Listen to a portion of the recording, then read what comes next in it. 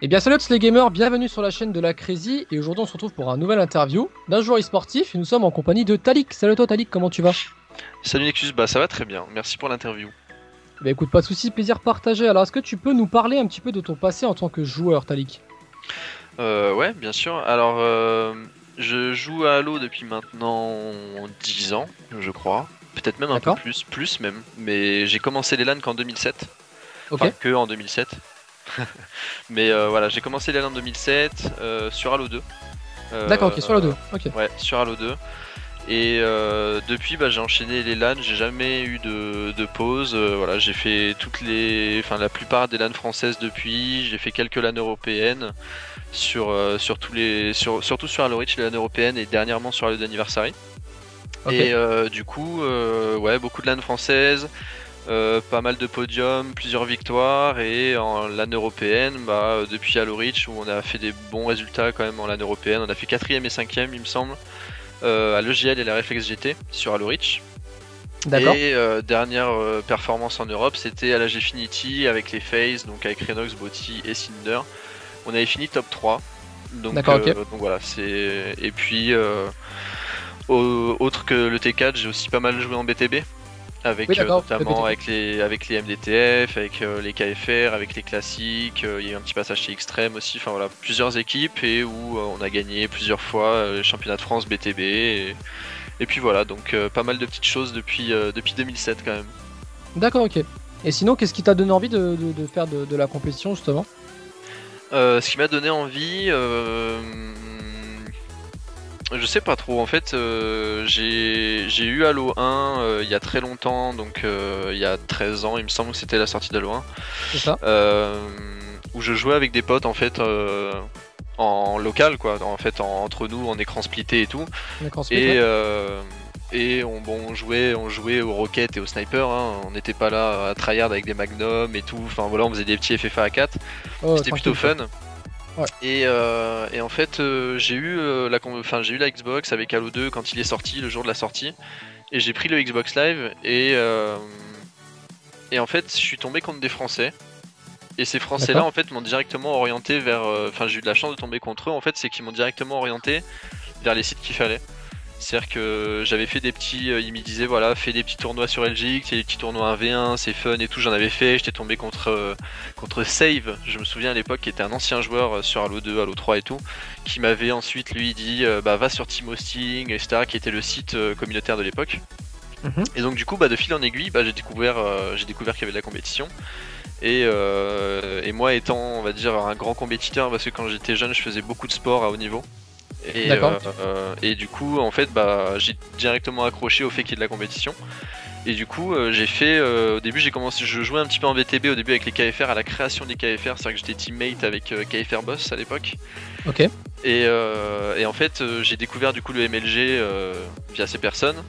Et au bout de 3 mois à faire du MLG, je me suis dit, ok, j'ai une LAN juste à côté de chez moi, parce que j'habitais à La Rochelle à l'époque, et la LAN c'était la Gamer Assembly en 2007, c'était à Poitiers.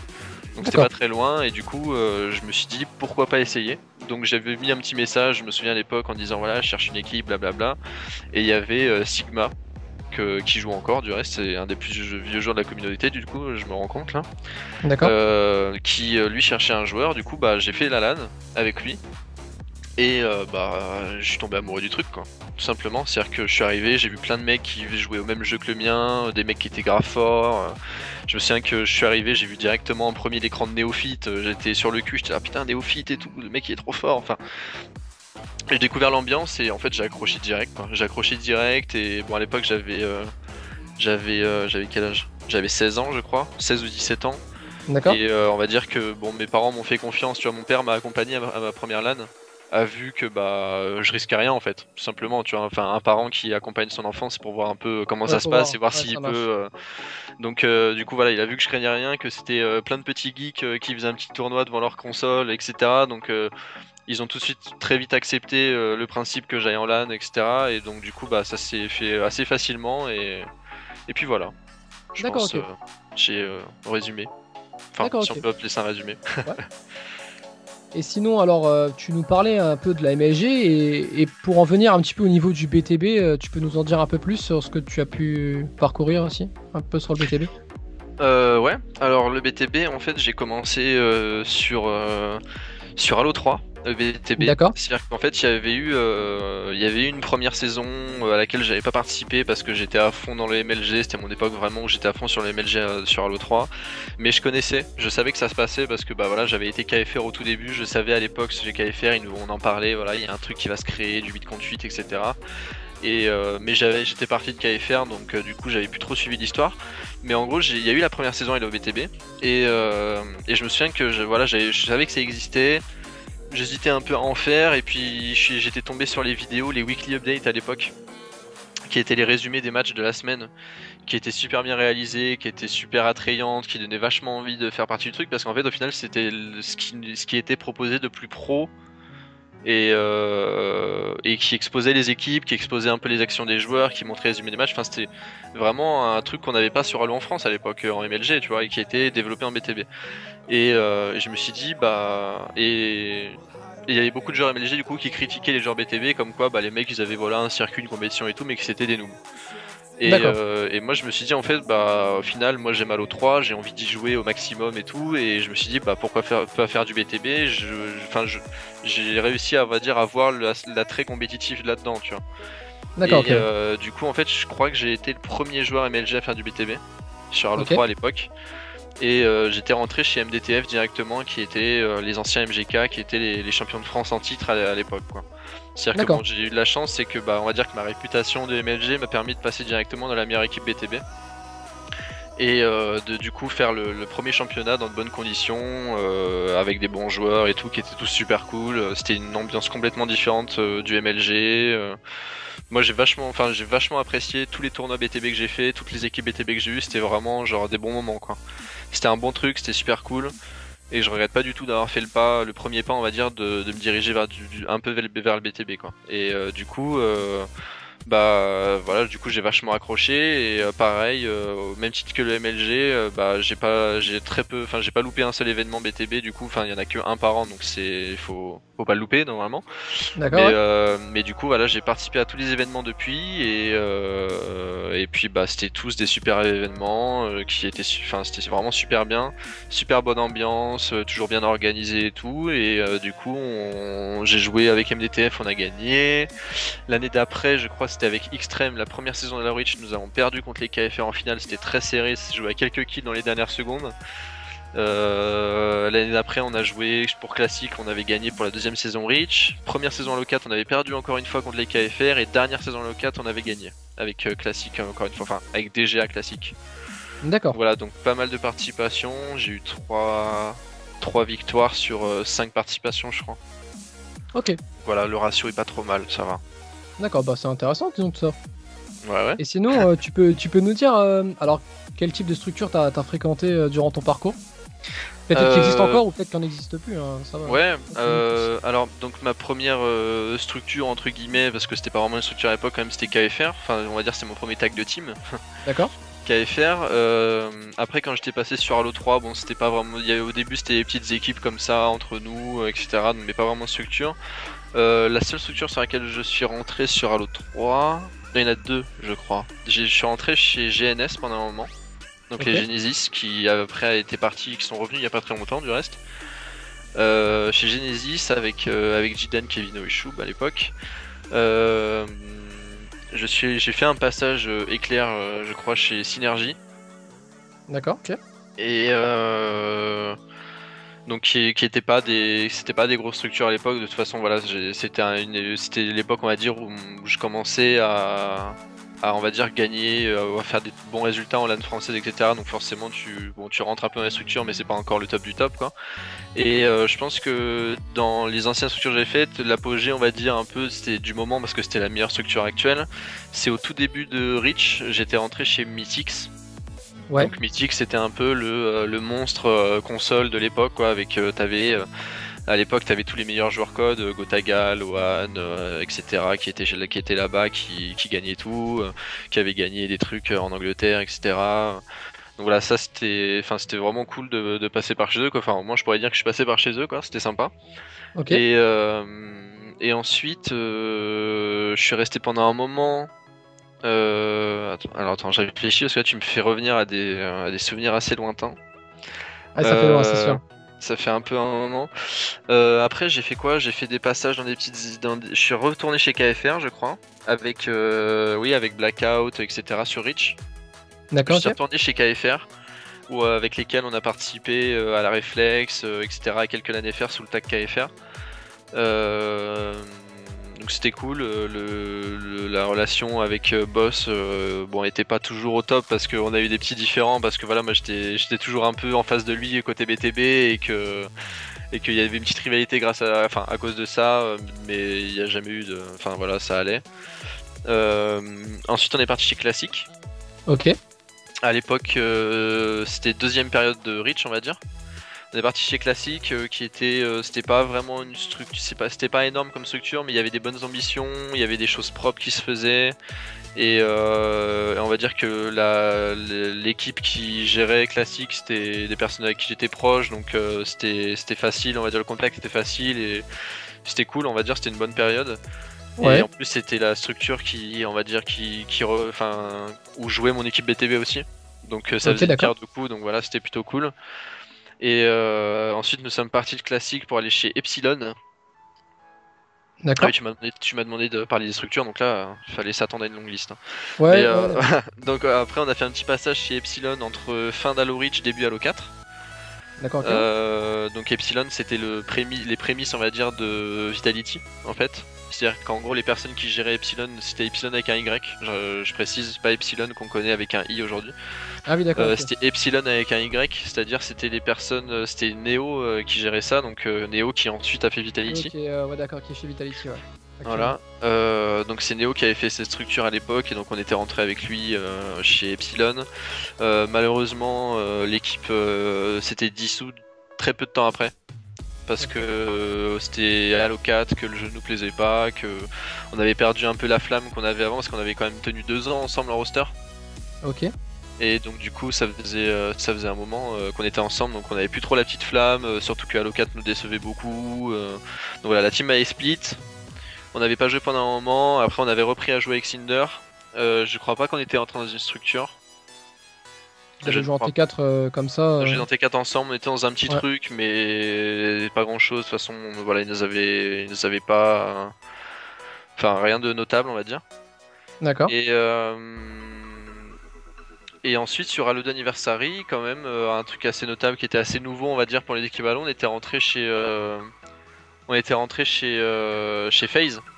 Ouais, FaZe France qui avait ouvert un roster, exact. Voilà, FaZe France qui avait ouvert un roster voilà, ça avait l'air d'être quelque chose de vraiment sérieux. C'était un truc assez huge pour nous à l'époque parce que bon, on sait tous que les joueurs Halo ont jamais eu beaucoup de chance, on va dire, dans l'e-sport depuis quelques années. Ouais. Donc pour nous c'était assez huge quand même comme structure quoi, et en plus on nous promettait de belles choses quand même.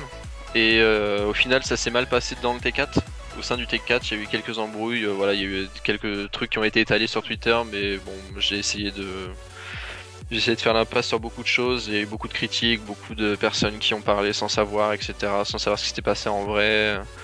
Mais bon, voilà, en gros, il y a eu une embrouille en interne, et ça fait que je suis resté quand même, je crois, la saison presque entière chez FaZe. Enfin, en tout cas, toute la saison jouée que j'ai fait, je suis resté chez FaZe à peu près tout le long. D'accord. Ok. Parce que je trouvais ça intéressant quand même disons-le, de profiter de l'image qu'avait FaZe avec les personnes qui étaient à l'intérieur. Donc on peut parler de Wartech, etc. Voilà, qui sont quand même personnes qui sont assez exposées, qui sont assez connues. Et donc de profiter de ce nom FaZe qui est quand même un nom connu aussi. Donc je suis resté FaZe toute l'année. Et ensuite, quand la saison, on va dire Halo 2, c'est Halo d'anniversaire, c'est terminé pour moi, j'ai décidé de partir avec des personnes de chez FaZe pour faire un autre projet, donc qui est Supremacy, qui est actuel. Donc Supremacy qu'on connaît tous un peu maintenant, je pense. Ouais. Et voilà. Et maintenant nouvelle structure pour Halo 5, qui sera annoncée peut-être, qui sera peut-être déjà annoncée quand cette vidéo sortira, mais du coup je préfère pas prendre le risque, on verra, vous verrez. D'accord, ok, ça marche. Alors tu nous parles justement de Halo 5, alors quelles sont tes ambitions justement pour Halo 5 et surtout t'attends quoi du jeu exactement? Alors mes ambitions pour Halo 5, elles sont plutôt simples, c'est-à-dire que moi je veux avoir le top 1 FR à tout prix. D'accord, ok. Enfin à tout prix. Avoir le top 1 FR. Ouais, d'accord. Voilà, en gros être l'idée la France, être top 1 en France c'est sûr, c'est l'objectif principal. Après un objectif européen, je serais pas capable de t'en donner un parce qu'en fait voilà, le jeu est pas encore sorti, on n'y a pas encore assez touché, on sait pas encore exactement qui jouera, etc. Mais moi j'aimerais vraiment quand même avoir la possibilité de rentrer quand même dans un petit top 5 européen, j'aimerais bien. Être une équipe on va dire respectable en Europe quoi.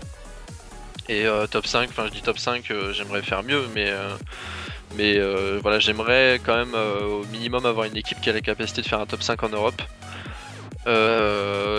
Du coup du coup j'attends que sur Halo 5 cette année il y ait énormément de tournois et je pense qu'il va y en avoir. Je pense que Microsoft est décidé à faire bouger les choses. Je pense que les structures, qu'il y a des structures qui vont s'investir sur Halo qui vont faire que les joueurs Halo vont être mis en avant et qu'il va y avoir de plus en plus de tournois.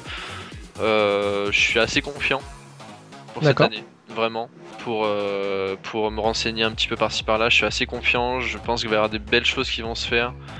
Surtout avec les 1 million que Microsoft a versé pour ce grand tournoi. Surtout avec le tournoi 1 million qui a été annoncé, déjà ça a fait un gros boom dans la communauté, dans les joueurs, tout ça, enfin ça a fait parler vraiment, ça a fait couler de l'encre, on va dire, même si c'était sur internet. Mais ouais, je suis confiant. Je suis confiant et j'en attends beaucoup, mais je pense ne pas être déçu. Et pour Halo 5, alors tu vises plutôt de la MLG alors du coup cette année? De la MLG, la plateforme sur laquelle je vais évoluer, tu veux dire? Oui voilà, en principe ouais.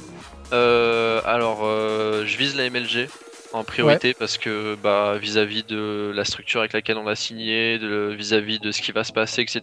Oui, bien sûr, je vise à 100% le MLG en priorité. Après, si je vois que c'est négociable en termes de timing, en termes de temps de jeu, etc. Moi j'aimerais beaucoup refaire du BTB parce que ça a toujours été un plaisir de jouer en BTB, que j'aime beaucoup mes teammates et que dans tous les cas si un jeu te plaît, que ça soit en MLG ou en BTB il te plaira. Et que voilà, j'ai toujours kiffé le BTB, honnêtement, j'ai toujours aimé, tous les tournois que j'ai fait j'ai aimé, donc voilà, je vois pas pourquoi d'un coup je me dirais voilà j'arrête alors que si j'ai la possibilité. Mais comme je te dis, voilà, comme je pense qu'il va y avoir énormément de choses qui vont se passer pour le 4v4, ça dépendra du timing. Voilà, s'il y a un peu de temps libre, si je vois qu'en 4v4 c'est un peu mou du genou, pourquoi pas faire du BTB en effet. Surtout que je pense qu'il y a une organisation qui va se lancer pour faire du BTB, etc. Qu'il y a moyen d'avoir quelque chose. D'accord, ok. Et sinon, alors là on parle de Halo, mais est-ce que tu as déjà fait des tournois, même de gros tournois sur Call of Duty par exemple, ou sur d'autres jeux peut-être Alors j'ai fait 2 tournois sur Call of Duty. C'était pas des gros tournois, mais j'ai fait 2 petits tournois. J'ai fait 2 FCO. Les FCO là qui se passent à Paris, qui sont la référence française maintenant quand même sur Call of Duty. J'ai fait 2 FCO où j'ai joué, la première j'ai joué avec des personnes qui avaient un petit niveau, que je connaissais un petit peu. D'ailleurs il y avait un joueur Halo dans l'équipe, SLG, qui était un joueur BTB à l'époque chez KFR. Que j'ai retrouvé sur COD, c'est drôle. J'ai joué avec un anglais aussi. Et un autre joueur français, et donc j'avais fait la première LAN. Et même si mes compétences on va dire étaient médiocres, j'ai persisté et puis j'ai continué un peu à jouer au jeu et puis j'ai réessayé une autre LAN avec d'autres joueurs comme ça en random, c'était histoire de passer des week-ends en LAN parce que bon quand t'es un peu enfin c'est con mais j'étais un peu en manque de LAN quoi, je me disais voilà j'ai envie de voir un peu de LAN, j'ai envie de voir un peu de compétition, du beau jeu, de jouer. Faut dire que sur la MCC il y avait très peu de LAN en fait, il y en a eu quoi, 2 grands max sur MCC, du coup c'est vrai que tu devais t'ennuyer un petit peu quand même. Ouais, c'est pour ça que Call of Duty, le jeu il me plaisait plutôt un petit peu, enfin genre j'aimais bien le côté speed un peu avec les jetpacks, etc.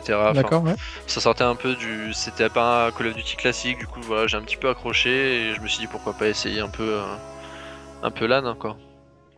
D'accord, ok ça marche. Est-ce que tu peux nous parler un petit peu de tes futurs projets peut-être, ou c'est un peu confidentiel et tu souhaites pas trop en parler? Mes futurs projets sur Halo 5? Oui, sur Halo 5 ou même en principe, pas forcément côté sportif, mais pour tout quoi, si C'est des projets qui sont Alors, intéressants. côté Halo 5, les futurs projets, bon, je peux pas trop en parler pour l'instant, vu que l'annonce n'a pas encore été faite, mais sinon, de façon globale, bon, moi je travaille en dehors du gaming. C'est-à-dire que je suis directeur artistique en freelance. Ok. Je suis junior, j'ai commencé cette année, là ça fait 10 ou 10 mois je crois que je travaille comme ça en freelance. Je travaille pour principalement pour une agence de digital. Donc tout ce qui est web design, social media, vidéo, surtout vidéo, moi je suis spécialisé dans la vidéo. Et du coup voilà, c'est ce que je fais en dehors du gaming et en fait du coup ça me permet d'avoir pas mal de temps libre. Et parce que je fais ça en freelance, du coup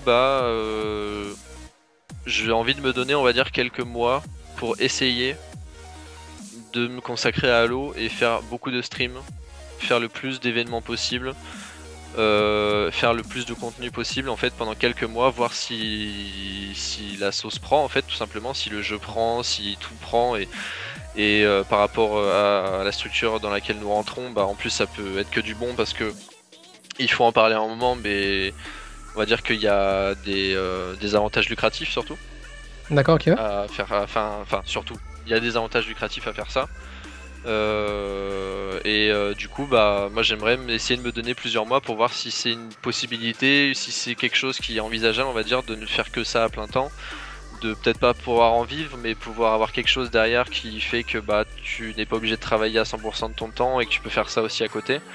Mais dans tous les cas, voilà, je garde l'option où j'ai mon métier déjà de base, voilà, j'ai fini mes études, j'ai des compétences dans un métier, donc je me dis que voilà, je peux mettre ça un petit peu de côté, faire un peu de gaming, voir si ça fonctionne. Si ça ne fonctionne pas, et j'ai toujours mon côté professionnel qui est mis en place, donc voilà, c'est une année, on va dire, où je peux prendre le risque, entre guillemets, de faire ça. D'accord, ok. Donc voilà, ça marche. C'est mon optique pour ces quelques mois. D'accord, ça marche.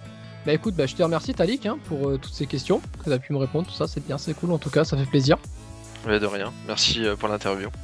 Et bien écoutez, pas de soucis, merci à toi Talik, et n'hésitez pas dans les commentaires ce que vous en avez pensé de cette vidéo. Et n'hésitez pas à lâcher un petit pouce bleu aussi, ça fait toujours plaisir, ça récompense le travail, et on se dit à la prochaine. Allez, salut. Salut.